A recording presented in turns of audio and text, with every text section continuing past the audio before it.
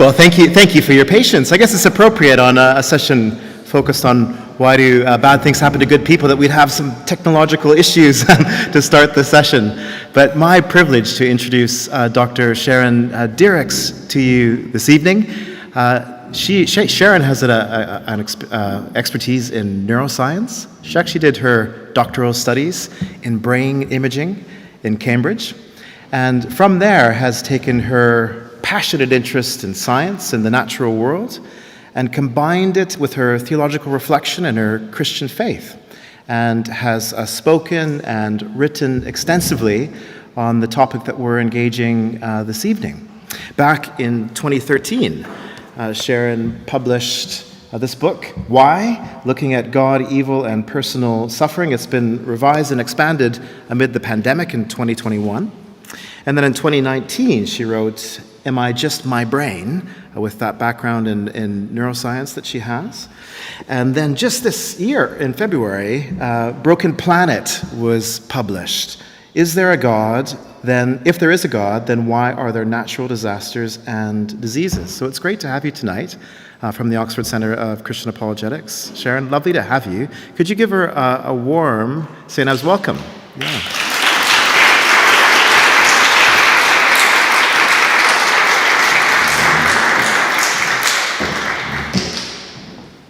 Thanks so much, Andrew, and a pleasure to be here and to join you this evening.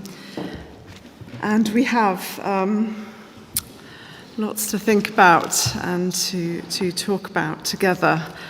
I'm going to aim to try and speak for 20 or so minutes and then have 5 or 10 minutes to kind of reflect in groups, and I'll speak for another 15 or so minutes, and then we'll have time for questions at the end. And welcome to those of you who are not in the room as well. I think there are some people online,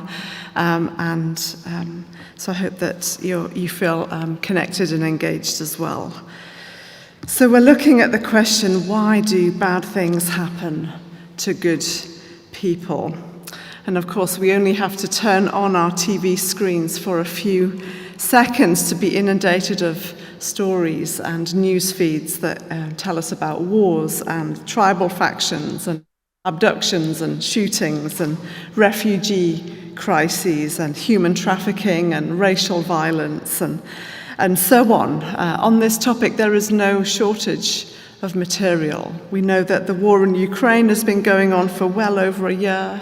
There's political violence in Iran. There's been an earthquake in Turkey and Syria. And of course, we hear stories of suicides, of bullying, of abuse, of many kinds, some of which is committed by Christians.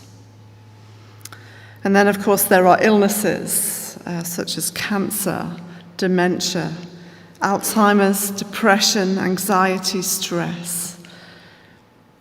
And of course, not to mention the global pandemic that we've all just come through, and we're just coming up for air as we have made our way through this pandemic that claimed the lives of almost 230,000 people in the UK alone. And this has impacted us in all kinds of ways. There are so many forms of suffering out there. And of course, we know that this is not just an intellectual question. We all have our stories. We all come here tonight with probably numerous experiences of suffering from the past, but also the things that we're carrying in the present. This is not just an intellectual question. And I am also in the same situation as you. My mother-in-law succumbed to her dementia in January of 2021. She died in a care home in the second lockdown in the UK. There were 10 of us at her funeral, remembering her life and wishing we'd had more time with her. We all have our stories. I wonder what your story is, what your experiences have been, and what questions have surfaced as a result. And one thing that we can be sure of is this, that there are no easy answers, and we're not here today, although we are going to look into some of the apologetics and some of the reasons that people give for why God might allow suffering. This is, one of the most difficult questions of all. It's one of the biggest barriers to faith. And there are no easy answers. But just because there aren't any, we don't have all of the answers, does that mean there aren't any things that we can say? And of course, there are some things that we can say. But that's not without also making the point that some have concluded that because there is so much suffering in the world, God simply cannot exist. And many of our friends and family members have reached that conclusion. So how do we approach this? And I hope that this evening will be not just helpful to us, but provide us a framework for how we might talk to friends and family about this question as well. The first thing to think about is this: if God does not exist, how might we respond to the question of suffering? What kind of explanations are available? Well, you may remember the late Christopher Hitchens, the atheist and debater and author, who was interviewed in 2011 on CNN about his terminal diagnosis of cancer of the esophagus. And he was asked whether, despite his atheism, he'd been tempted to ask the question, why me? And he responded with this. He said, you can't avoid the question. However stoic you are, you can only bat it away as a silly one. Millions of people die every day. Everyone's got to go sometime. Now that response, you might think, is quite bleak, especially since he died later on that year. And yet his response is entirely consistent with his atheism. Because if God does not exist, then this is just the way the world is. Accidents happen. Sometimes people are just in the wrong place at the wrong time. And very often, in this kind of framework, we look to scientific explanations. And when we think particularly about diseases and natural disasters, we see that there are forces of nature that just kind of do their thing. Tsunamis and volcanic eruptions and earthquakes are the outworking of the forces of nature, but there's nothing right or wrong about those things. They just are. It's just the way the world is. And viral infections that bring the planet to a halt, they are biological events. In fact, some of you may know that there are billions of viruses floating around in the biosphere, and 99% of them are essential to life. If you wipe out all of the viruses on Earth, we'd survive for a couple more days, and that's it. But occasionally a harmful strain arises, but there's nothing right or wrong about it. It's just the way the world is. And even some explain human behavior in this way. Our behavior is driven by biological forces beyond our control, and our actions, whether they are good or bad, are determined by a person's genes, their upbringing, and their brain activity in the moment. And so if we look just to scientific explanations, we see that this is just the way the world is. People are the way that they are. And the solution is to live as best you can and fight disease with science and technology and make the most of this life, because this is the only life you get. Now, these kinds of explanations may solve the problem intellectually, but it doesn't make sense of the raw emotions evoked in the face of suffering and in the face of disasters. This kind of explanation doesn't speak to hurting people. You see, whether you are a Christian, an atheist, or an agnostic, we still experience these things as disasters. We experience anger, frustration, and grief. We ask all kinds of questions. And the fact that we do this suggests that scientific explanations alone, elegant though they may be, they are not enough. To say that this is just the way the world is not enough. To object to suffering is to make a moral judgment that there is something wrong with the world, and to express a longing that things ought to be better than they are. In other words, when we object to suffering in whatever form the question may come, with that comes an acknowledgement that there are standards that are right and wrong, or in the case of this question, good and bad. Now, of course, there are all kinds of ideas as to where that moral sense comes from. We don't have time to go into them tonight, but we could look at personal preference, that's your reality, that's your truth, that's right for you, and you define goodness in your own eyes. Or we could look at culturally. People say, moral values are determined by culture, and different cultures have different ones. Or some people say that moral values are determined by natural processes, through evolutionary processes. We've harnessed and honed a sense of right and wrong. And other people, and a growing number of people today, would say, now actually objective right and wrong values do exist, but they're just facts of the universe. They don't require any deeper explanation. They're just self-evident facts. And these are all interesting discussions that we can have with friends and family. But a helpful way forward here is, look, where do the most persuasive explanations for the fact that we seem to be morally sentient beings, where does the most persuasive explanation for that come from? Is it that we live in a godless and non-moral universe of time plus matter plus chance? In which case moral beings have kind of arisen as a kind of anomaly. It's surprising that moral beings would arise from a non-moral universe.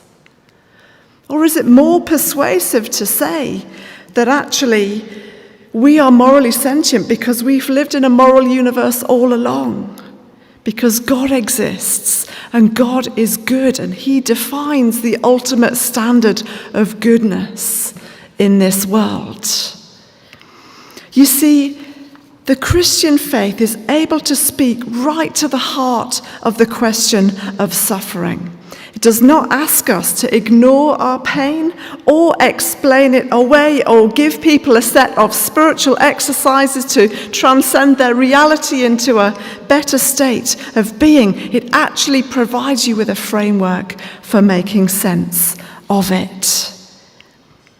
The moral values by which we call something a disaster or bad or wrong makes more sense if God exists than if he doesn't.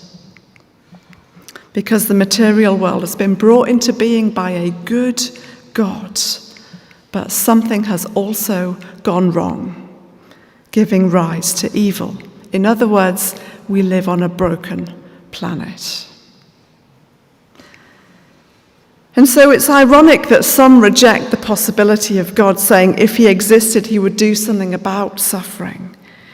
But you can make a case that it's actually only if God exists that we have grounds for making sense of our rawness, our anger, our frustration, our pain. And so at its core, the very pain that we feel in response to all of the different ways that suffering comes to us, it's not a pointer away from God. It's a pointer towards him. We live in a moral universe. Now here's another question.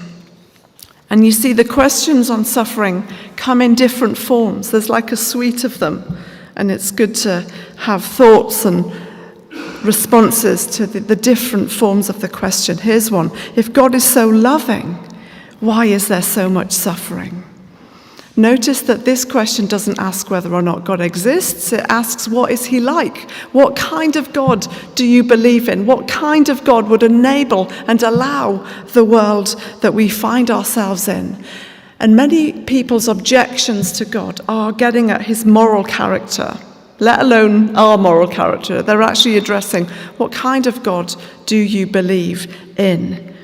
Because given the suffering in our world, surely he's at least not all-powerful. Maybe he's some frail old man who would dearly love to help sort out some of the mess, but sadly can't.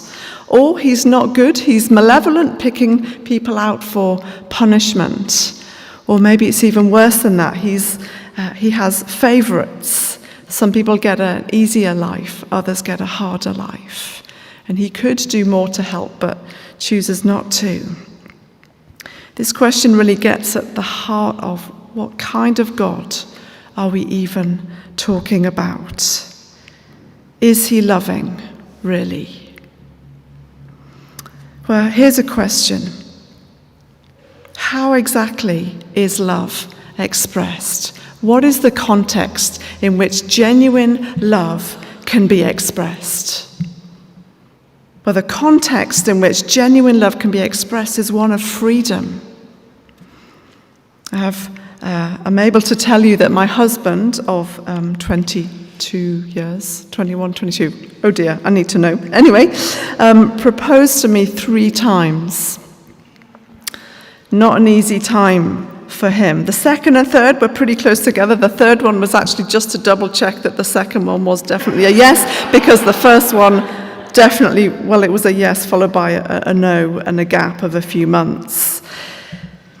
The significance of a marriage proposal, of an expression of love, is that it is risky because the other person is genuinely free to say yes or no. The context in which love is expressed is one of freedom. And at the heart of some of our response to the question of why God allows suffering is that we've been dignified with genuine freedom as human beings.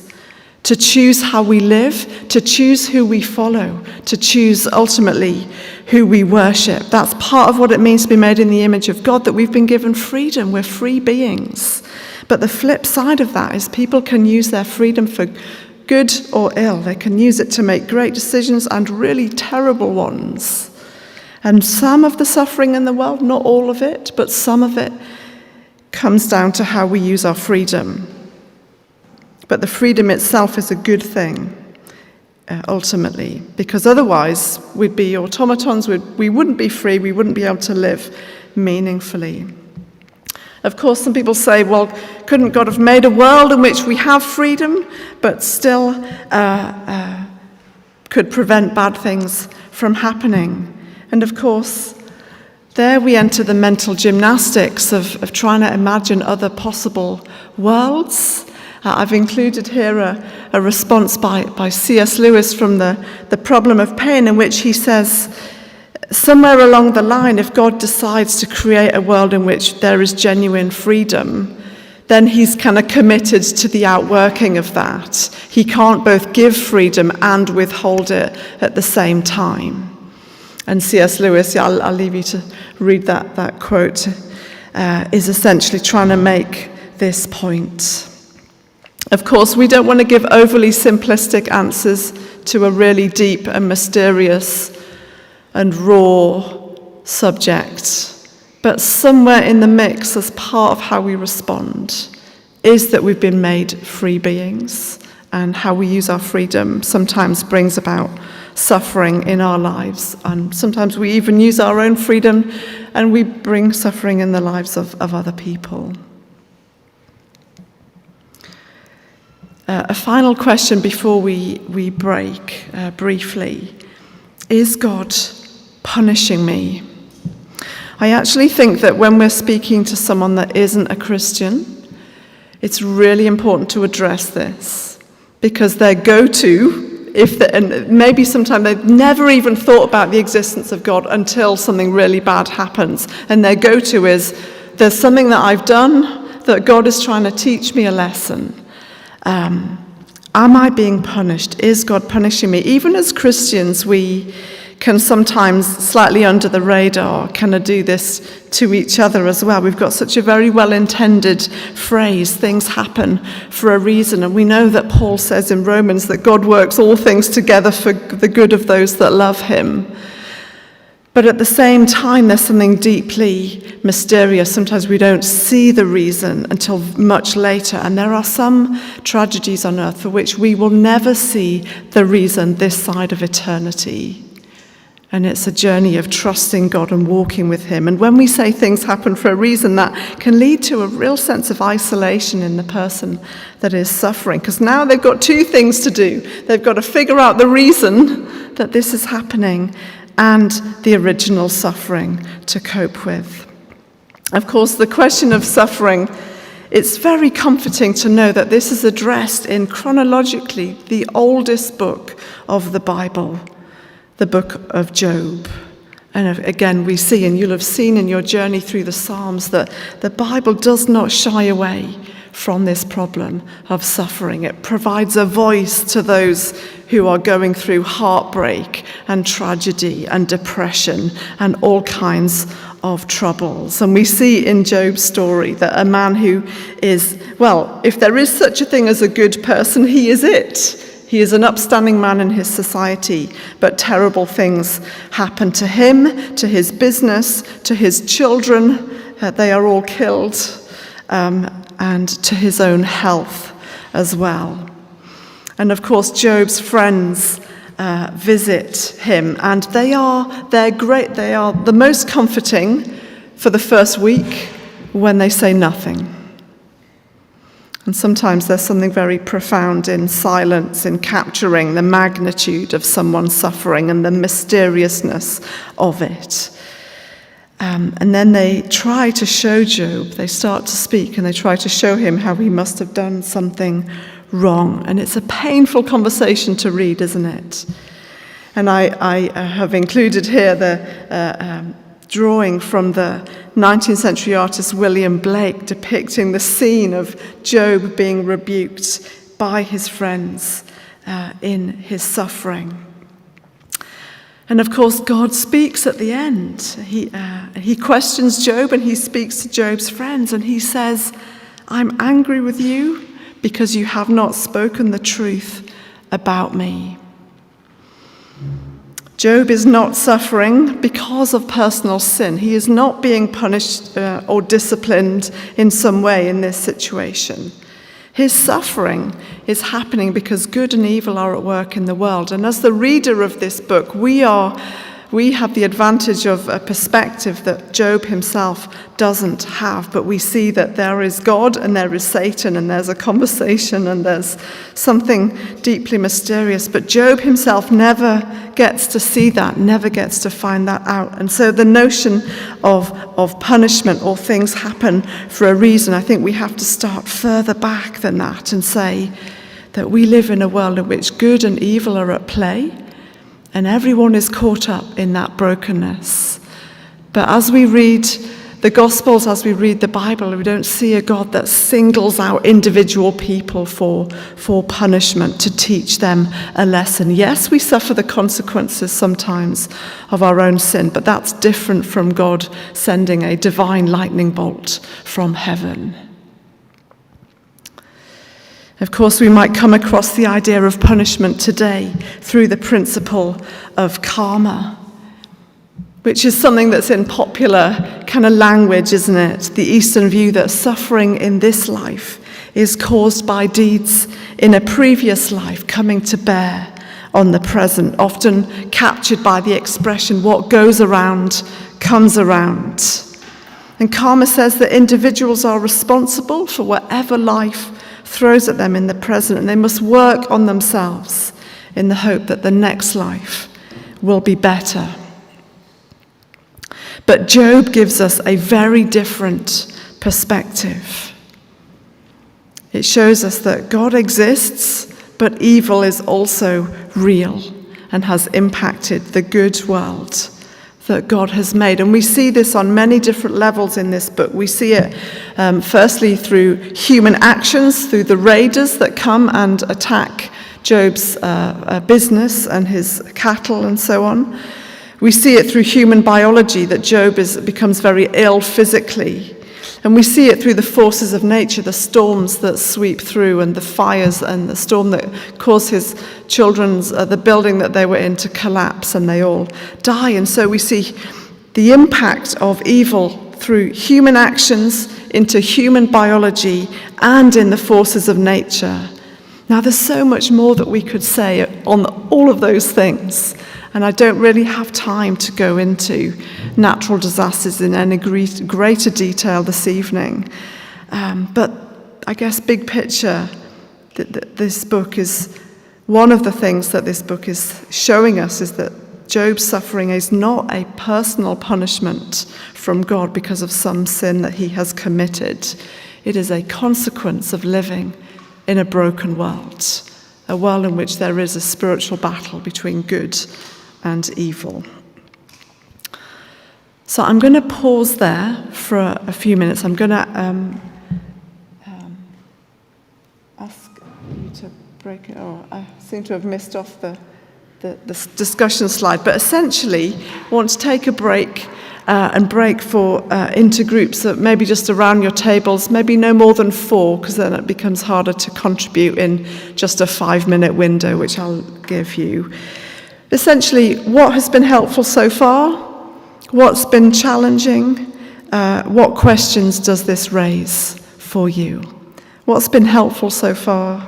What's been challenging? What questions does this raise for you? Let's just take 5 minutes. Not going to be long. It's going to go quite quickly, so make sure your groups are small. Thanks.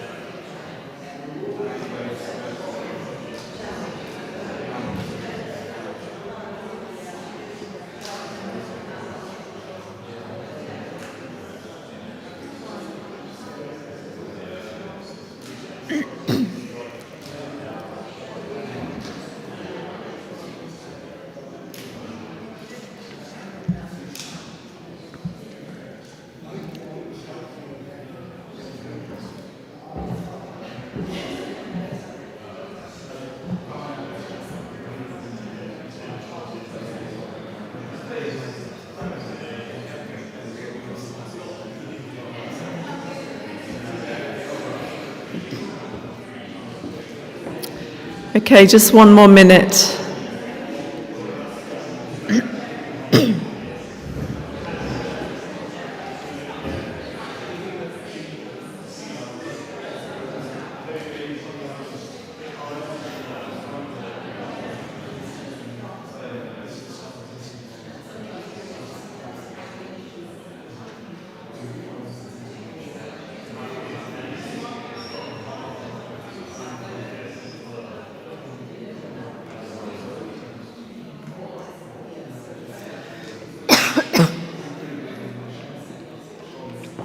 Okay, you're drawing your conversations to a close. I hope that's been a helpful, reflective break in the middle of quite a lot of material.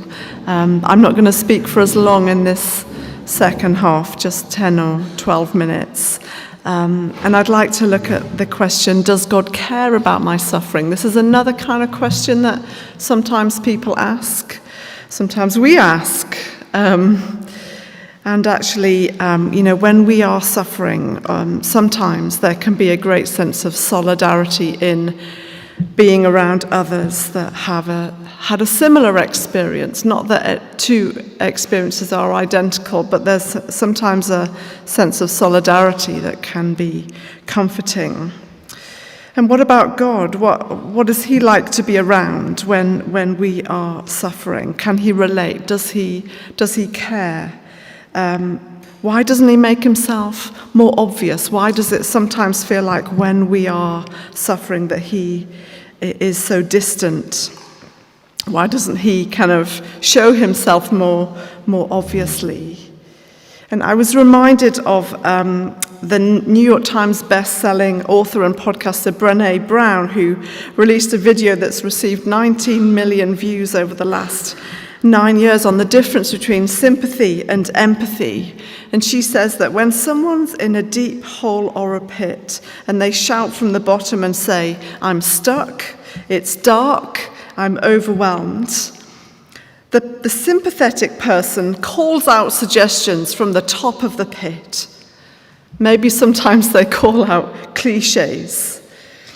But the empathetic person climbs down into the pit with us and says, "I know what it's like down here, and you are not alone." And right at the heart of the Christian faith is a God who has not left us alone in our suffering, but has come into our broken world as the person of Jesus Christ. And this is really the heart of any response that we would want to give to this question. Sometimes it's the only response that we can give, that actually we follow a God, we worship a God who knows what it is to suffer. You don't actually see that anywhere else, and a God who suffers in ways that go way beyond ours, because at the heart of the Christian faith is not a symbol of victory or triumph, but a symbol of trial and brutal torture and death. A man who was betrayed and disowned by his friends, subjected to a miscarriage of justice, flogged and beaten, nailed to a cross, and left to die of asphyxiation. And Isaiah talks about Jesus as being despised and rejected by men, a man of sorrows and familiar with suffering. You see, the Christian faith does not shy away from the horrors of this world. It speaks of a God who has stepped right into the brokenness. He is not aloof. He is not indifferent to our troubles. He knows what it is to suffer. And he says to us, he says to our friends, "Come to me, talk to me." He invites us to bring our brokenness to him. And this is the best news that we could possibly have to share. I could talk about Eli Wiesel in his book Night, who wrote about his experiences in Auschwitz as a boy, where they talk about the horrifying experience of seeing a young boy being hanged in front of all the prisoners, and a man behind Eli Wiesel says, "Where is God? Where is he?" And a voice within Eli says, "Where is he? Here he is. He is hanging here on this gallows."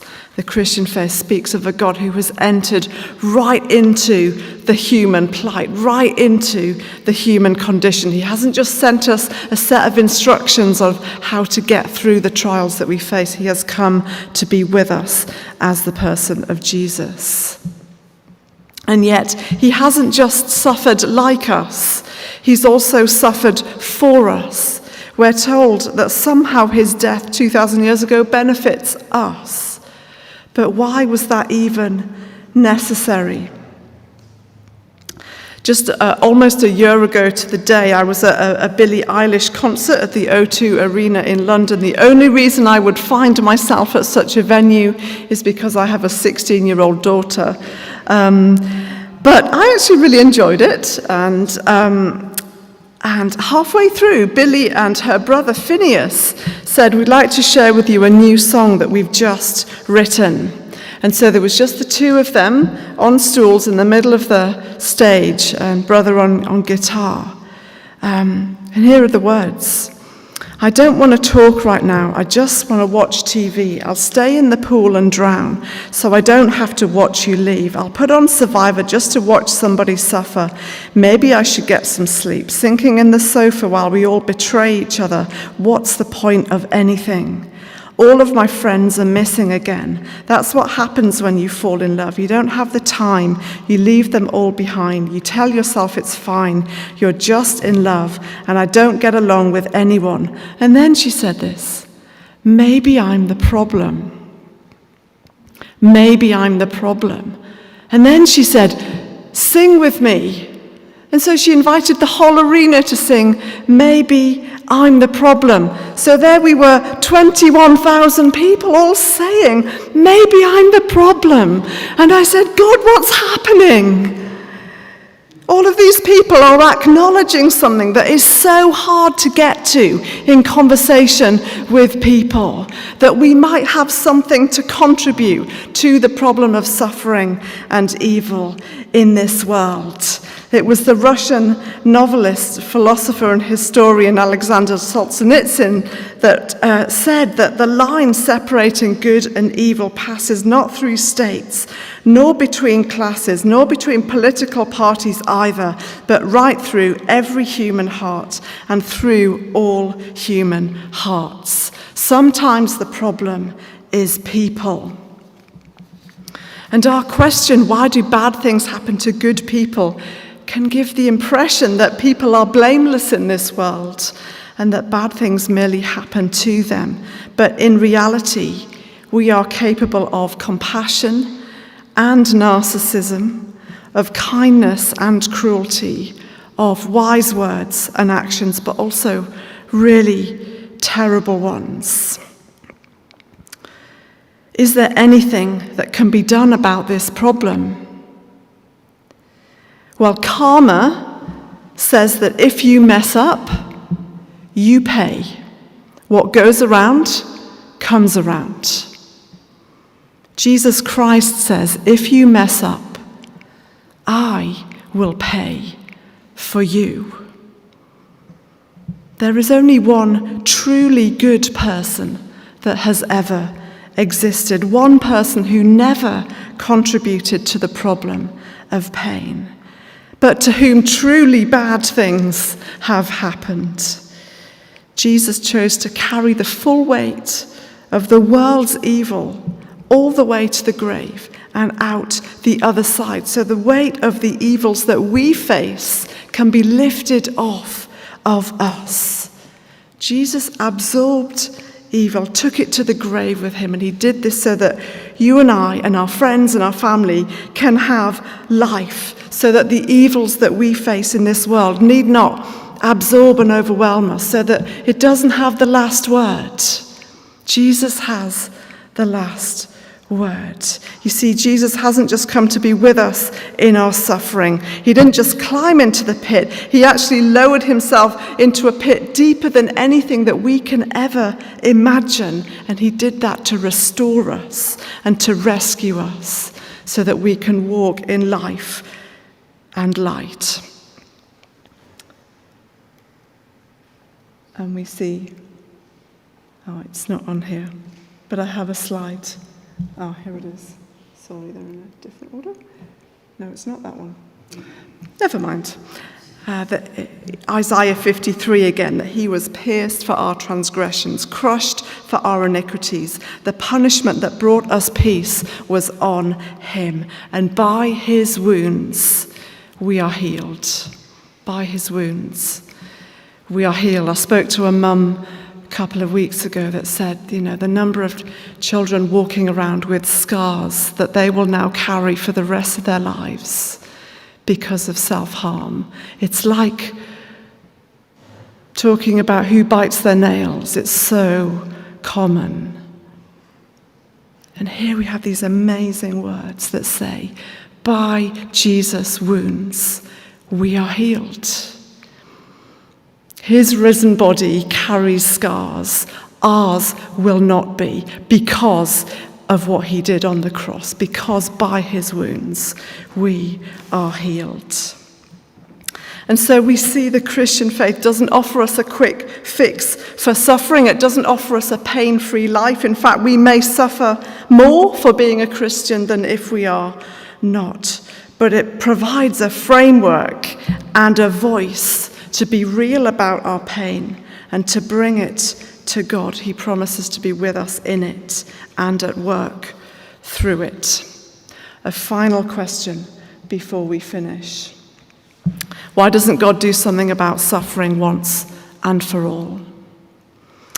Well, the bottom line is that just because he hasn't yet doesn't mean he doesn't plan to. In fact, he has, because on that first Easter, evil was defeated, but it hasn't yet been removed. On that first Easter, evil had the wind taken out of its sails. It no longer has the last word for anyone that trusts in Jesus. But we still live with the reality of it. A little bit like some theologians talk about the analogy of the D-Day landings. On the event of the D-Day landings in the Second World War, the direction of the war changed. The war was won by the Allies at that point, but they still had to continue all the way to Berlin, and it was some time, several months before the war was finally over.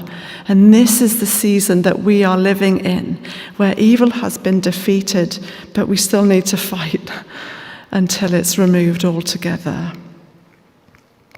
How do you fix a broken story?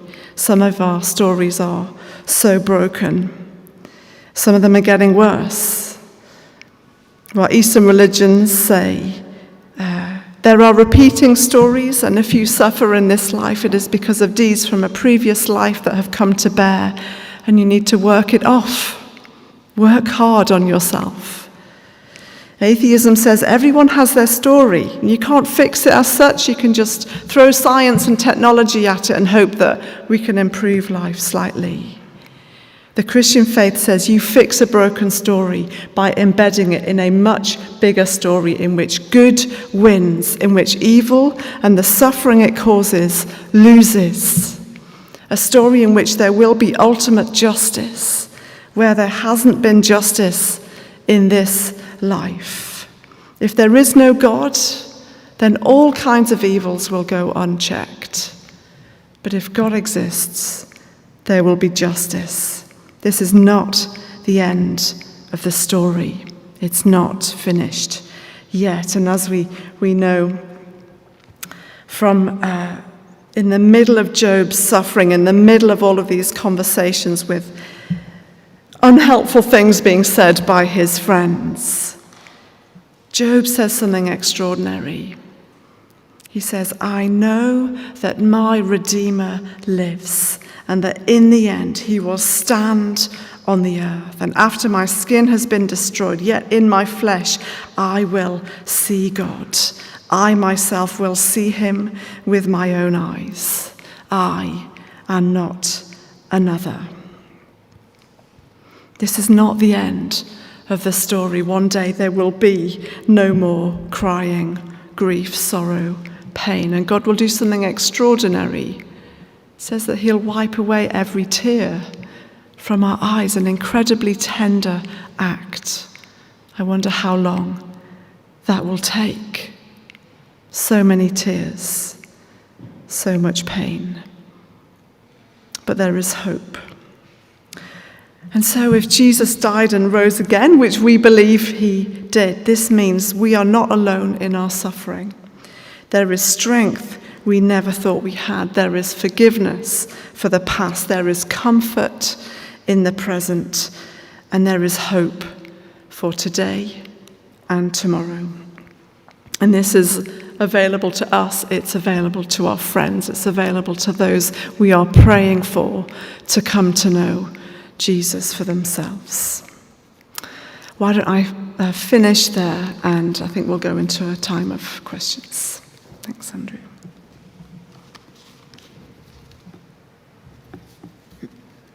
Well, could we thank Sharon?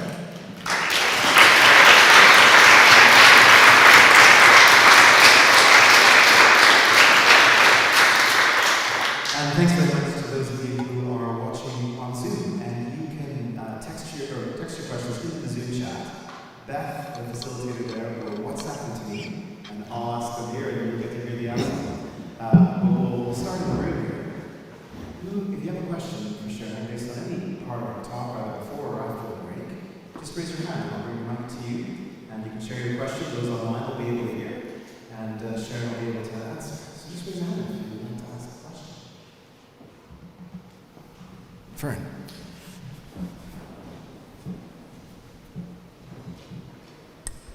Thank you. I have a question. You started by talking about how often in suffering we wrestle with that, and you were talking about Christopher Hitchens. His response was consistent with his worldview. Do you have any recommendations or thoughts if we find ourselves in conversations where people don't wrestle, they just think this is just the way it is? Do you see what I mean? Yeah, great question, thank you.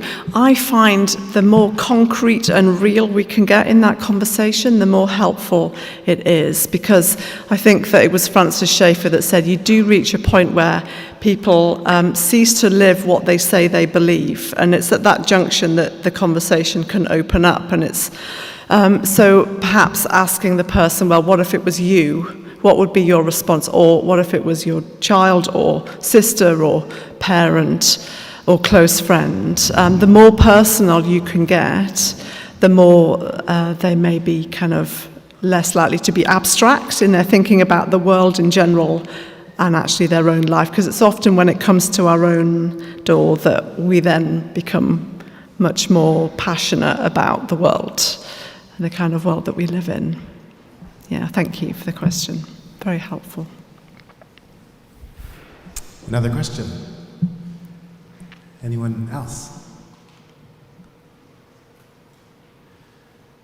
Sharon, let me ask then. Okay. Yes, so you spoke about human freedom and God giving human beings freedom such that they could have a love relationship with Him and a love relationship with one another, and that not being possible without freedom. How that would explain kind of moral evil to some degree. You've written essentially also on natural evil, and can that relate at all to the human moral dimension, or is it a different category altogether? Yes. Or just anything you could say along those lines? Yeah, absolutely. Thank you so much. The response to kind of what philosophers call natural evil or physical evil, in a sense, requires a more slightly different response, there's a lot more that we could say there. And in fact, the first thing that it's really important to say on things like earthquakes and tsunami is that tectonic plate activity actually has a life-giving role on planet Earth in recycling nutrients from deep beneath the Earth's crust back to the surface. And also they mountain ranges, which are formed by the riding up of tectonic plates against each other, play a vital role in the water cycle in causing air to rise high enough that it then falls as precipitation into streams and rivers, which supply vast areas with water. And so there seems to be something really vital about some of these cataclysmic events. So how do we navigate this? And so there are, broadly speaking, the way I laid it out in my book, two views. Actually, one is to say that the majority of natural disasters are not in and of themselves wrong, but they become a disaster when people are hurt and killed by them. And there are different, and the problem is not the event themselves, but that we've become vulnerable to them. And we've become vulnerable to them through the exercise of our free will in a couple of different ways. One is the impact of poverty. If you look at the number of deaths in a natural disaster in a low-income country compared with a high-income one, you see that the number of deaths is several orders of magnitude greater in the low-income country because of poverty, because of corruption, because of corner cutting. You could take Haiti 2010 and compare it with California 1987. 57 people died. There was similar strength of earthquake. 57 people died in California. Several 100,000 died in Haiti. Same strength earthquake, completely different impact. And part of the reason for that is poverty, and building regulations weren't adhered to, so even luxury hotels, let alone kind of makeshift housing, just pancaked in the earthquake. Buildings that should have stayed standing didn't. We saw this in Turkey and Syria as well, which is why the death toll there was 60,000, really shockingly high. So there is a human role in actually making these things worse. Another area that become vulnerable is through climate change. So again, the rising temperatures on Earth are making some forms of natural disaster more frequent and more severe. So hurricanes are becoming more frequent. They are becoming slower, which means they offload more water, and so there's greater flooding. We also wildfires are burning hotter and longer and really incinerating everything rather than cooler fires that used to have a more regenerative effect. So, and of course, the scientific community now is under no doubt that there is a human role in why the greenhouse effect is causing temperatures to rise. So again, these are two areas where the exercise of our free will is playing a role. And then, so that's one view. And then the second view is to say, well, all of that could be true, but there's also the view that nature is broken. And when Paul talks in Romans about nature groaning and being in a state of frustration, he's actually saying that there's something fundamentally broken in nature, and we can trace that back to spiritual reasons that start in Eden with Adam and Eve and their response. Well, that's one form of the spiritual explanation that theologians talk about, that, the rebellion of early humans from their maker has dragged nature along into the problem and dragged biology into it as well. So there's a fundamental brokenness that, again, is not unrelated to free will as well. And so these things are tied up together one way or another, but there are multiple layers to the question of natural disasters that we can't just address one and not the other, I think. Thank you. So do pick up the book then, and you can read more. Any other questions from inside the room? Yeah, Tom.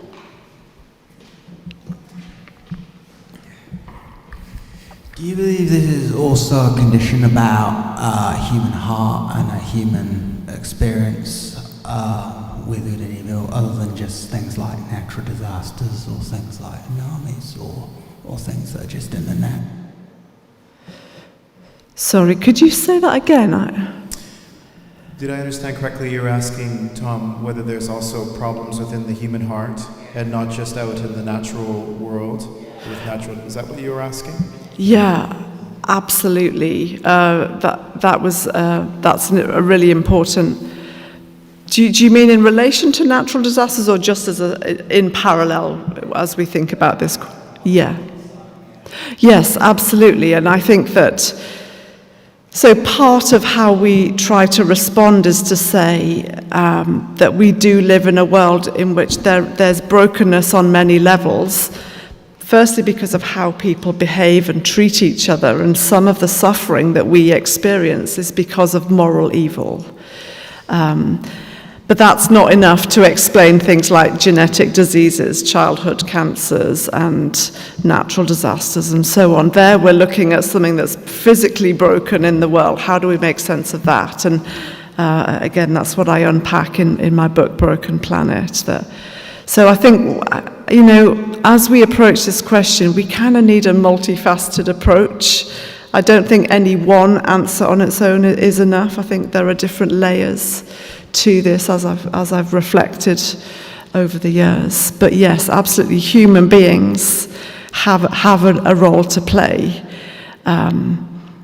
And which is why, the ultimate use of our freedom and allowing God to intervene in our freedom is to turn to Christ and to seek him for our lives and to seek his will. When we pray, your will be done, your kingdom come, we're saying, look, there are other ways I could use my freedom, but I want actually for your will to be done on earth. That's actually the ultimate outworking of the reason why we've been given this freedom. And actually that means we are free and God is free to intervene in our lives and in the world as well. Thank you. One final question, Helen, here. Thank you.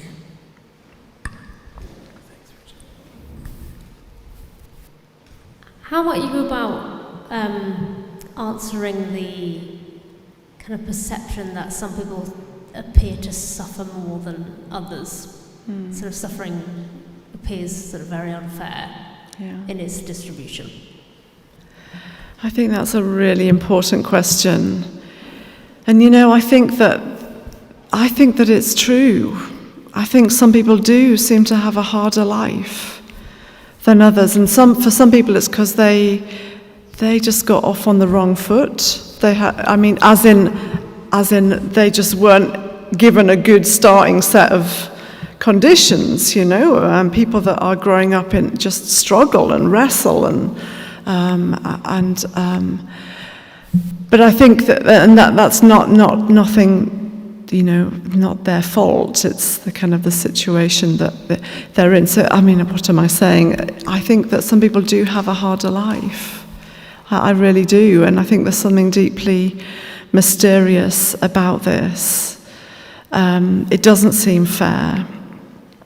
I guess the only thing that I perhaps want to hold on to is that the deeper the pit and the more frequent times of visiting it, the more grace that's available from God.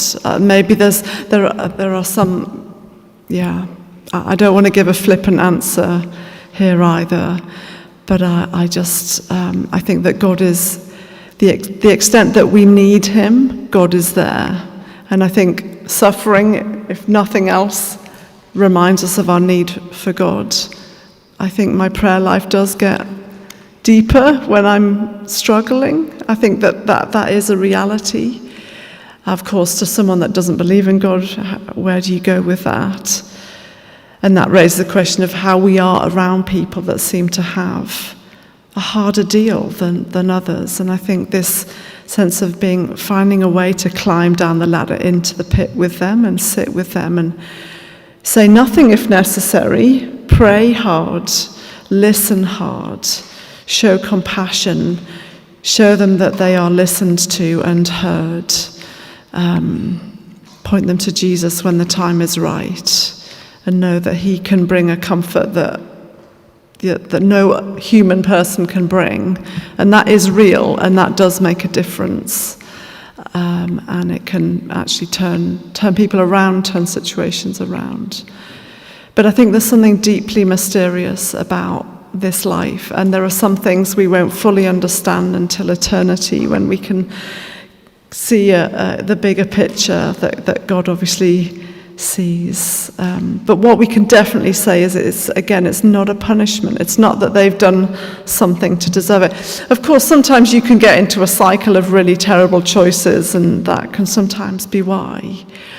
But other times it's things that are happening to you, and there's no easy way to make sense of it except to be with the person in it and point them to the ultimate source of comfort, which is God himself. Thank you for the question. Well, can we thank Sharon one more time?